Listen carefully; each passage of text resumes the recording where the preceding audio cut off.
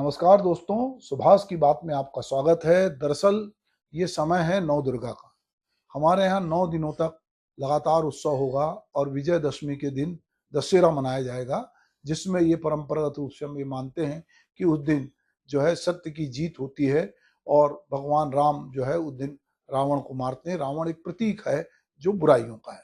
तो हमारे यहाँ हम ये देखते हैं कि लगातार जब पितृमोक्ष अमावस्या खत्म होती है, उसके बाद बहुत सारे शुभ कार्य होते हैं।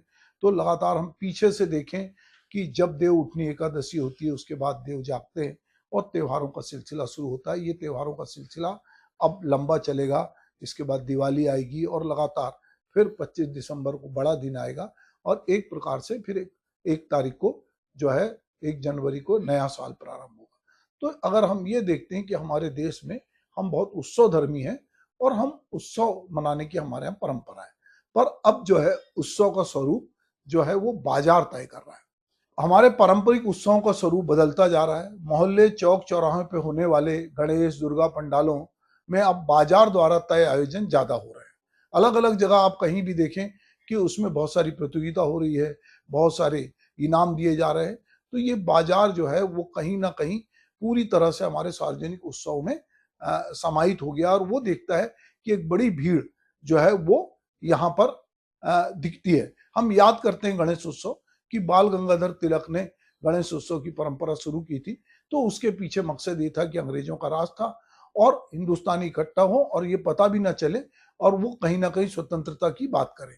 पर अब जो है वो बाजार लोगों को इकट्ठा करता है, बहुत सारे आकर्षण होते हैं, बाजार में भी आकर्षण होते हैं छूट के और पंडालों में भी आकर्षण होते हैं। तो पंडालों में जिस तरह की भीड़ आती है उसमें बहुत बार वो बाजार प्रेरित भीड़ भी होती है। धार्मिकता उसमें कम होती है और उत्सव धर्मिता ज्यादा होती है। पहले समाज, संस्कृति, नागरिक जागरूकता से जो है वो कहीं ना कहीं आयोजन होते थे और वो जागरूक करते थे लोगों को। उसमें हम देखते हैं कि रामलीला, धार्मिक प्रवचन, नाटक, वाद विवाद प्रतियोगिता, गीत संगीत प्रतियोगिता, रंगोली प्रतियोगिता, कबड्डी जैसी खेलकूद की प्रतियोगिता भी वहां होती थी और ये सब खुले मंच से होता था और लोग मोहल्ले के, जिस मोहल्ले में सब कुछ होता था, लोग वहां पर उसमें भाग लेते थे। अब जो है बाजार ही अब उत्सव का स्वरूप तय कर रहे हैं। ज्वेलर जगह जगह पर इन पंडालों में इनाम बांटकर हाउसी खिलवा रहे हैं, गिफ्ट दे रहे हैं, लकी ड्रा निकाल रहे हैं। बिल्डर, व्यवसायी, अस्पताल वाले और तरह तरह से अपने प्रोडक्ट को प्रमोट करने वाले लोग इन धार्मिक पंडालों आयोजनों को फाइनेंस कर रहे हैं।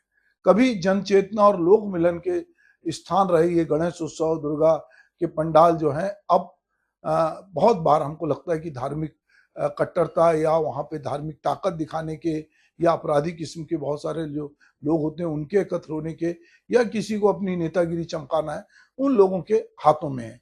जो धार्मिक आदमी है या जो बहुत सीधा आदमी है वो एक कोने में है और ईश्वर, ऐसा लगता है कि ईश्वर ये धार्मिक उत्सव पे कहीं ना कहीं बहुत सारे ऐसे लोगों ने कब्जा किया है। बाल गंगाधर तिलक की कल्पना ऐसी तो नहीं थी।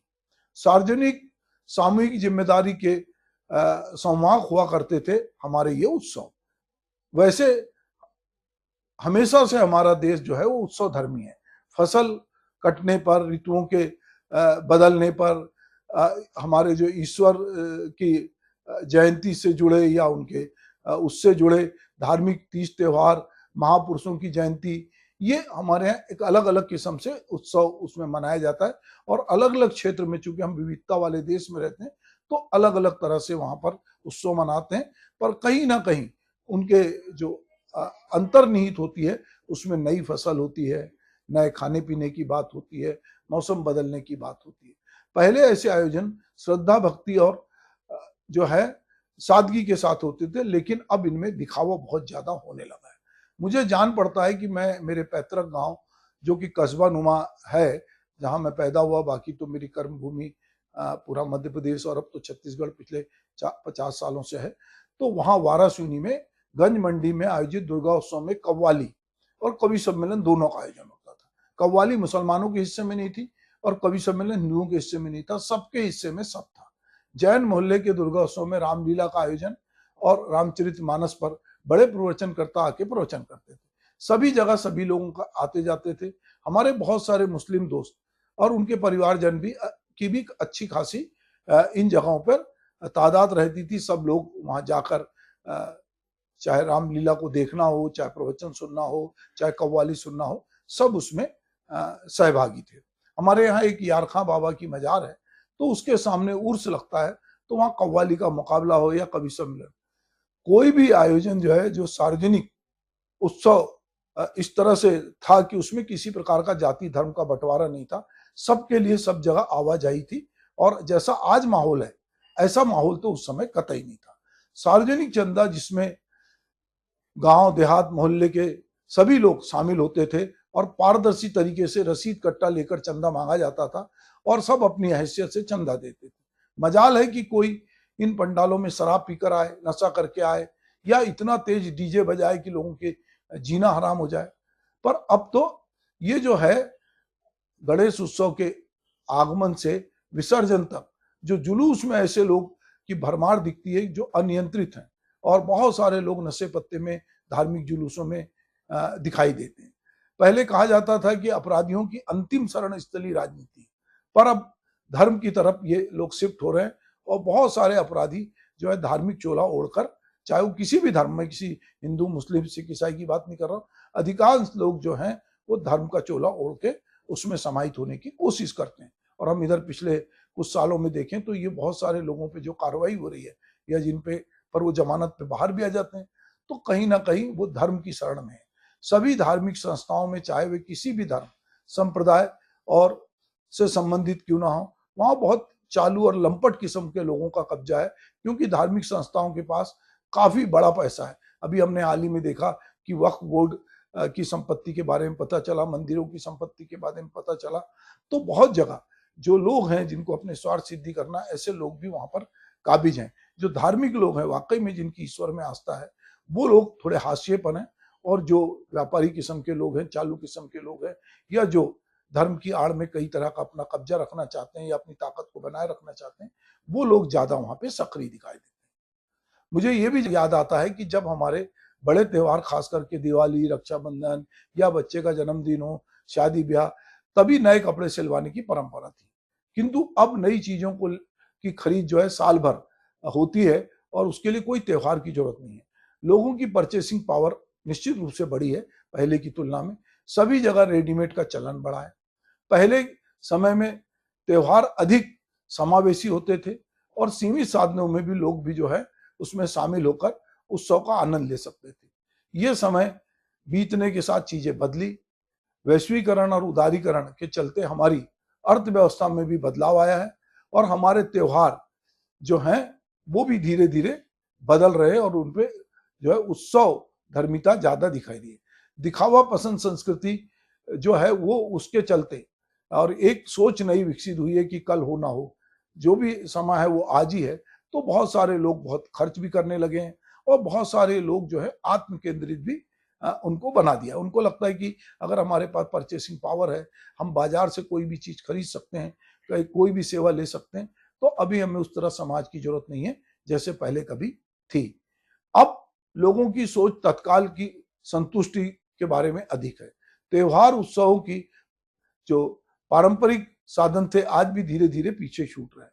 ये बुनियादी चीजें जो हमें जो है पहले त्योहार मनाने में खुशी देती थी, अब हमें उत्साहित नहीं करती।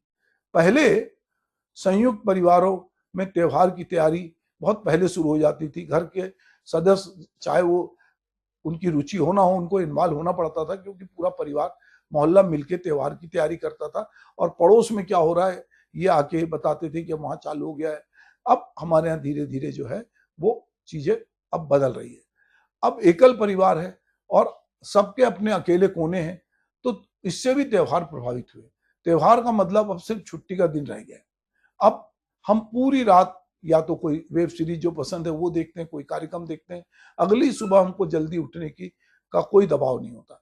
जिन त्योहारों, जिन महापुरुषों के कारण हमको ये छुट्टी मिलती है, हम उनके बारे में ना तो बात करते हैं, ना कुछ समझना चाहते हैं कि ये क्यों मिला है। तो कई लोगों के लिए तो जो त्योहार है वो अपने जो उनकी संपत्ति है, धन है, दौलत है, उसके प्रदर्शन का माध्यम बन गए। दिखावा जो है वो, और उस कपड़े लत्ते को, जो भी जेवर वेवर है, उसको पहनकर सोशल मीडिया पे पोस्ट करने का जरिया बन गया। इसका एक और भी दूसरा पक्ष है कि अब चूंकि त्योहार हो रहा है, नौ दुर्गा है, तो बहुत सारे क्लबों में गरबा हो रहा है, तो वहां महिलाएं एक साथ इकट्ठी हो रही है, नए नए कपड़े पहन रही है, तो वो भी एक नए तरह का उत्साह है जिसमें एक सोशलाइजेशन उनका होता है कि इसी बहाने उनको उतनी धार्मिकता नहीं है पर उनको लगता है कि हम उत्सव मनाएंगे और कुछ ना कुछ जो है उससे हमको थोड़ी खुशी मिलेगी। पिछले कुछ वर्षों में पारंपरिक त्योहार जो है विलुप्त से होते जा रहे हैं। त्योहार में गेट टुगेदर का जो है रूप अब हो गया है, एक प्रकार से वो मिलन का स्थल हो गया है। किटी पार्टियों की थीम पर त्योहार के अनुसार रखे जा रहे हैं। इन त्योहार की थीम पार्टी के कारण त्योहार एक दिन में भी समाप्त ना होकर वो 15-15 दिन तक चलते रहते हैं। अभी एक मजेदार किस्सा था कि गणेश विसर्जन के लिए जो प्रशासन ने तारीख तय की, जो तिथि निकली, उसमें कुछ लोगों ने गणेश विसर्जन नहीं किया। जब एक बंदे से पूछा गया कि भाई तुम्हारे गणेश विसर्जन हो गए, तो उसने कहा नहीं। तो हमने पूछा कि क्यों नहीं हुआ, तो उसने कहा कि अभी डीजे खाली नहीं था, जिस दिन डीजे मिलेगा उस दिन गणेश विसर्जन किया जाएगा। तो हम देखते हैं कि अब जो चाहे आगमन हो चाहे विसर्जन, उसमें डीजे, इस बार प्रशासन ने कहा था कि डीजे नहीं बजेगा, पर प्रशासन की नाक के नीचे जो धार्मिक लोग थे और जो कथित रूप से बड़े बड़े पंडाल चला रहे थे, उन्होंने सारे नियम कानून को एक तरफ रखा और उन्होंने जो है डीजे भी बजाया और जितनी जहां पे रोड रोक सकते थे रास्ता रोका, जहां उनको जैसा लगा वैसा उन्होंने किया। तो अब निश्चित रूप से हम देख रहे हैं कि इस त्योहार का एक दूसरा पहलू यह भी है कि त्योहार मनाने का पारंपरिक तरीका जो है वो बदलने से तीज त्योहार एक प्रकार से फिर से जीवंत हो गए, क्योंकि लोगों को उस दिन अपने को अलग अलग तरीके से दिखाना है। हम देखते हैं कि जो कुछ आप घर के भीतर करते हैं उतने ही जल्दी सोशल मीडिया पे उसको पोस्ट करते हैं। ये अलग बात है कि तीज त्योहार के नाम पर अब खूब फिजूल खर्ची हो रही है, दिखावा हो रहा है, धार्मिक और सामाजिक जुलूस अब जो है भव्य और शोरगुल से अधिक शक्ति प्रदर्शन के माध्यम बन गए। तो ये जो सारी बातें हैं, जो स्वरूप बदल रहा है हमारे तीज त्योहार का और हमारे उत्सव का, उसमें उत्सव धर्मिता होगी, पर कहीं ना कहीं कटुता भी है। पहले एक बार कहीं शांति समिति की बैठक हो जाती थी और लोगों के त्योहार हो जाते थे, पर अब हर बार जैसे ही कोई त्योहार आता है तो शांति समिति की बैठक करनी पड़ती है। ये सुनिश्चित करना पड़ता है कि वहाँ कोई उत्पात ना हो, बदमाशी ना हो, और लोग कहीं ना कहीं कुछ बदमाशी करते हैं। तो इस समय हमारे त्योहारों का स्वरूप बदल रहा है, पर बहुत बार उसकी जो नियामक ताकत है वो बाजार है और बाजार चीजों को तय करता है। इसलिए त्योहार में बड़े पैमाने पे खरीदारी होती है, बहुत सारे विज्ञापन आते हैं, बहुत सारे होर्डिंग लगते हैं और बाजार ये बताता है कि ये मुहूर्त अभी जो है वो कभी पहले नहीं आया था, इस मुहूर्त में खरीदो, इसमें ये करो, और बहुत सारी साइट्स पे चीजें आती है कि आप जो है गरबा में ये ड्रेस पहनिए, आप फलाने इस तरह के कपड़े पहनिए, इस तरह के डांडिया करिए, अलग अलग त्योहार में। और ये मैंने जैसे कहा कि मैं इसको केवल हिंदुओं या मुसलमानों तक सीमित नहीं करना चाहता, या अब ये हर समाज में ये दिखावा संस्कृति बढ़ी है, क्योंकि बाजार किसी जाति धर्म का नहीं है, बाजार उपभोक्ता का है। बाजार तय करता है कि उपभोक्ता जो है वो किस तरह की चीजें पसंद करेगा। वो उपभोक्ता कोई भी हो सकता है, जिसकी परचेसिंग पावर है वो एक बड़ा उपभोक्ता है। और हम ये देखते हैं कि हमारे पूरे देश में किन्हीं भी कारणों से, चाहे हमारी गरीबी हो, हम 80 करोड़ लोगों को भलाई अनाज देते हो, पर लोगों की परचेसिंग पावर बढ़ी है, दिखावा संस्कृति भी बढ़ी है, उत्सव धर्मिता भी बढ़ी है। पर ये उत्सव धर्मिता कहीं वैमनस्यता में ना बदले, ये लोगों के लिए परेशानी का सबब ना बने, और ये उत्सव धर्मिता एक उत्सव की तरह हो। जिन चीजों के लिए हम छुट्टी मना रहे हैं या सरकार ने अवकाश दिया है, या जिन महापुरुषों के जन्म की बात कर रहे हैं, यदि हम रामनवमी बनाते हैं तो हम कम से कम भगवान राम के आदर्शों को ही पढ़ लें। यदि हम गांधी जयंती मनाते हैं तो हम गांधी के बारे में जान लें। हम बहुत सारी छुट्टी, अम्बेडकर जयंती मनाते हैं तो अम्बेडकर, बाबा साहब अम्बेडकर ने संविधान में क्या कुछ कहा हम उसके बारे में जान लें। अगर हम बुद्ध के बारे में बात कर रहे हैं, महावीर के बारे में बात कर रहे हैं, या हम अपनी परंपराओं के किसी भी तीज त्योहार, किसी भी पीर पैगंबर के बात में बात कर रहे हैं, तो हमको ये जानना पड़ेगा कि हम ये इनके लिए क्यों ये उत्सव मनाया जा रहा है और ये सार्वजनिक रूप से क्यों मनाया जा रहा है, उसके पीछे लोकमानस की क्या कामना थी, लोक मंगल की क्या कामना थी, ये समझने की जरूरत है। तो निश्चित रूप से हमारे जो तीज त्योहार है, उत्सव है, वो उनका कहीं ना कहीं स्वरूप बदल रहा है और इसमें बाजार एक अहम भूमिका निभा रहा है। नमस्कार।